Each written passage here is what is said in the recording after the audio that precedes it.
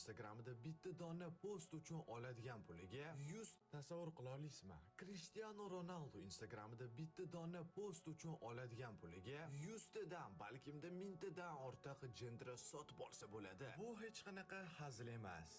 Bu fakt. Ha do'stlar, to'g'ri tushunganinglardek, bugun biz Cristiano haqida sizlarga 100 bitta siz bilgan va bilmagan faktlarni aytib beramiz. Bunaqa videoni nafaqat O'zbekiston, balkimda butun dunyoda hali hech kim qilmagan. Shuning uchun do'stlar, shunaqa yangiliklar bilan sizlarni hayratda qoldirishimiz uchun faqatgina sizdan like va obuna kerak. Va bir xillar bitta ajoyib savol berishsa mumkin. Nimaga aynan Ronaldo, nimaga Messi emas? Yoki-da siz Ronaldoni muxlisimisiz? Birinchidan, men Cristianoni muxlisi emasman, balkimda Antonining muxlisiman. Ikkinchidan esa men bu haqida aynan obunachilarimdan so'radim. Ya'ni-da Telegram kanalimda birinchi bo'lib shunaqa videoni Ronaldo haqida qilaymi yoki-da Messi haqidami deb so'raganimda ko'pchiliklar portugaliyalikni tanladi. Keyingi safar ham xuddi shunaqa so'rayman. Shuning uchun o'zingiz yoqtirgan o'yinchizni bizning kanalimizda ko'rishni istasangiz, hoziroq Telegram kanalimga o'tib obuna bo'lib qo'ying. Va yana bitta narsa. Kelinglar bu videoda 2000 ta like yig'amiz va 90 ming ta obunachi bo'lamiz. O'shandagina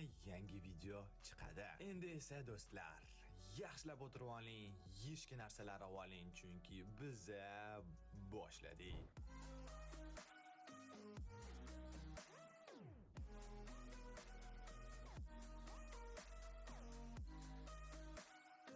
Ronaldo AQShning sobiq prezidenti Ronald Reaganning sharafiga ismi qo'yilgan. Bolaligida u taxikardiya, yurakning tez urishi bilan qiynalgan va buning uchun u operatsiya ham bo'lgan. Bu haqida o'tgan videolarimizdan birida aytib o'tganmiz. Uning ota-onasi shunchalik qashshoq bo'lishganki, unga butsa ham olib berisha olmagan va shuning uchun Cristiano karyerasini oyoq kiyimsiz boshlagan. Bolaligida uning eng yoqtirgan ovqati baliq bo'lgan. Sporting akademiyasida u qo'shimcha pul topish uchun pol artgan. Bu faktni to'g'risi o'zim ham eshitib, juda ham ta'sirlanib ketdim. 12 yoshida yana bir bor Sporting akademiyasida o'ynash uchun Madeira shahridan ketib, Lisabonga bitta o'zi ko'chib o'tgan va uning so'zlari bo'yicha u yolg'izlikdan juda ham qiynalgan. 15 yoshida esa u Sportingning asosiy tarkibi bilan shug'ullangan eng yosh futbolchiga aylangan. U ishtirok etgan har bir rasmiy musobaqada gol urgan yagona futbolchi. 2013-yilda u bir yilda rekord darajada 69 ta gol urgan. U Angliya, Ispaniya va Italiyada chempionlikni qo'lga kiritgan birinchi futbolchi. Ronaldo hech qachon spirtli ichimliklarni ichmaydi, chunki uning otasi alkogolizm tufayli vafot etgan. U tozalikni juda ham yaxshi ko'radi. Georgina, ya'nida uni ayolini so'zlariga ko'ra, u kuniga 4-5 marta yuvinadi. Unda hech qanaqa tatuirovkalar yo'q, chunki u muntazam ravishda qon topshiradi. Uning eng yoqtirgan filmi esa Rocky. Ronaldo Madeirada bolalar shifoxonasi qurilishi uchun mablag' ajratgan. U saraton kasallikka qarshi kurash uchun eng katta donorlardan biri hisoblanadi. 2015-yilda u miyadagi kam uchraydigan kasallikka chalingan 10 oylik bolaning davolanishini to'liq to'lib bergan. U bir xil NBA, ya'ni basketbolchilardan ham balandroq sakray oladi. Uning vertikal sakrashi 78 sm.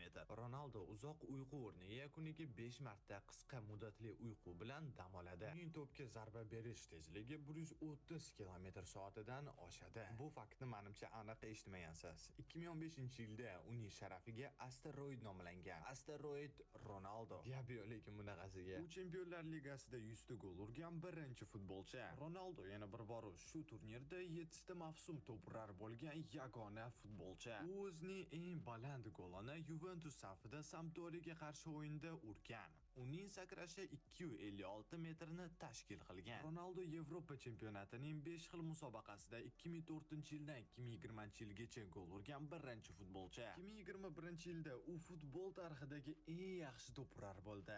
Josef Bitsani ortda qoldirib, u 4 yil ketma-ket 2011-yildan 2014-yilgacha har yili 60 tadan ortiq gol urgan. Manchester United'dagi ilk golini Portsmouthga qarshi o'yinda jarima zarbasidan urgan. Tasavvur qila olasizmi? Ronaldo tug'ilmasligi mumkin edi, chunki onasi uni abort qilmoqchi bo'lgan. lekin shifokorlar uni qaytargan. Tasavvur qilaman, Messi muxlislari kommentariyaga qanaqa narsalar yozishayotganini. Voy.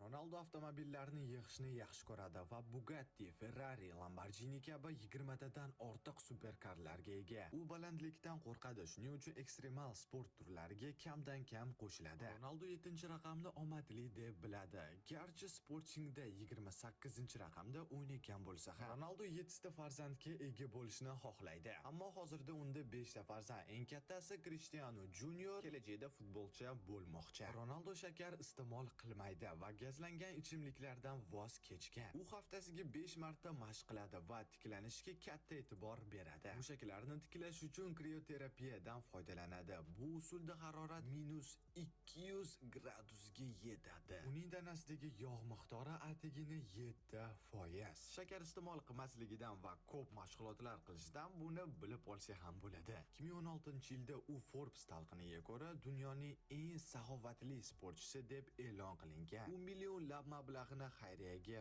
beradi. Ronaldo Tiger Woods'dan keyin, umid qilaman ismini to'g'ri talaffuz qildim, milliarder bo'lgan dunyodagi ikkinchi sportchi. 2010-yilda Armani ichki kiyimlar modeli bo'lib, mashhurlikni yanada oshirgan. Cristiano Madeirada o'zining barcha sovrin va mukofotlari saqlangan muzeyiga ega. U Kr7 brendi ostida o'zining kiyim va poyabzal liniyasini chiqargan. Uning Facebook sahifasi dunyodagi eng mashhurlardan biri bo'lib, 160 milliontadan ortiq kuzatuvchiga ega. Biz esa hali 100 mingta ham bo'lmadik. 2014-yilda uning tug'ilgan shahri Funshalda haykali o'rnatilgan, lekin uning ko'rinishi ustidan ko'pchilik kuladi. U Pestana Kr7 brendi ostida mehmonxonalar tarmog'iga ega. Uning sevimli qo'shig'i Kelly ijrosidagi I Believe I Can Fly. O'zbekchalab bu men uchishimga ishonaman. Bo'ldi. Ronaldo video o'yinlar, ayniqsa FIFA o'ynashni juda ham yaxshi ko'radi. Mana videoni yarmiga ham yetib keldi. Endi keling kichik suhbat qilamiz. Ko'pchilik bilsa kerak, bizning Instagram kanalimiz ham bor. U yerda biz 190 mingtamiz. YouTube'da esa yaqinda 100 mingta bo'lamiz. Lekin hamma ham bizning Telegram kanalimiz borligini bilmaydi. Ammo YouTube'da yoki Instagramda video chiqmasa, Telegramda biz har doim sizlarni yangiliklar bilan, faktlar bilan qo'llab-quvvatlaymiz. Qiziqarli o'yinlar bo'lsa, televizorlarda u o'yinlarni ko'rsatmasa, qayerda ko'rishni ham aytib o'tamiz. Qisqacha gapiradigan bo'lsam, rostdan ham Telegramga juda ham ko'p mehrimni beraman. Agar mana shu videoni ko'rayotgan odamlarning hammasi hoziroq Telegramga kirib, bizning kanalimizga obuna bo'lib qo'ysa, ishoning, mendan baxtli odam bo'lmaydi. Va eng muhim narsa, har doimdek u yerda hech qanaqa harom narsalar reklama qilmaymiz. Shuning uchun sizga kommentariyada havola qoldirib ketdim. Agarda havolaga bosgis kelmasa, Telegramga kirib, jonim futbolim deb yozadigan bo'lsangiz, birinchi bo'lib bizga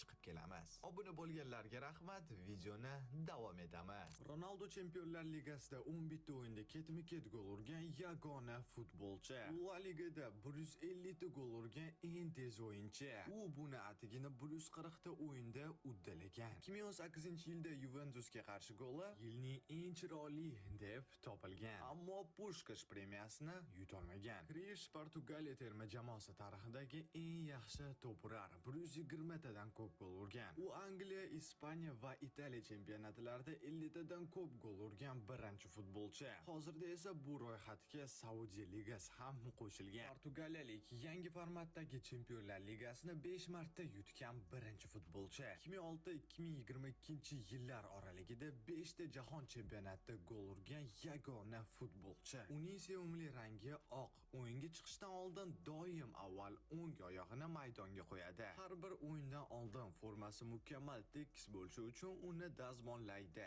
yoki dazmollattiradi. Bilmadim. U chap qo'lli, lekin kuchli oyog'i o'ng. U farzandlari ko'proq tillar bilishini xohlaydi. Shuning uchun yoshligidan har xil tillarni o'rgatadi. 2013-yilda bir muxlis maydonga yugurib kelganida uni haydab yubormaslikni iltimos qilgan. Bunaqa juda ham ko'p bo'lib turadi. Ayniqsa jahon chempionati yoki Yevroda. Va ko'pincha Ronaldo muxlislarini qorovullardan qutqaradi. U Instagramda 600 millionta obunachiga ega va shu orqali u dunyodagi eng mashhur odam. Hamma ijtimoiy tarmoqlarda obunachilarni hisoblaydigan bo'lsa, 1 milliarddan ko'p odam chiqadi. Ronaldo 2017-yilda oltin to'pini xayriya uchun sotgan. Uning yutuqlarini kuzatish uchun muxlislari maxsus ilova yaratishgan. Cristiano qorong'ilikdan qo'rqadi, shuning uchun yodganda kichik chiroqni yoqib uxlaydi. O'yinlardan oldin 80-yillardagi musiqalarni tinglab motivatsiya oladi. U bir o'yinda 96 metrni 10 soniyada bosib o'tgan. Bu deyarli professional sprinterning natijasi. Uni soch turmagi 10 million dollarga sug'urtalangan. U 20 million so'm emas, balkimda yevro turadigan Gulfstream G200 shaxsiy samolyotiga ega. Futbolga e'tiborini qaratish uchun Gollivud filmida rol o'ynashdan voz kechgan. Hech tasavvur qilib ko'rganmisiz? Ronaldo filmda Portugaliyalik 2012-yilda Indoneziyada maktab qurish uchun mablag' ajratgan. U hayvonlar himoyasi uchun xayriya dasturlarini qo'llab-quvvatlaydi.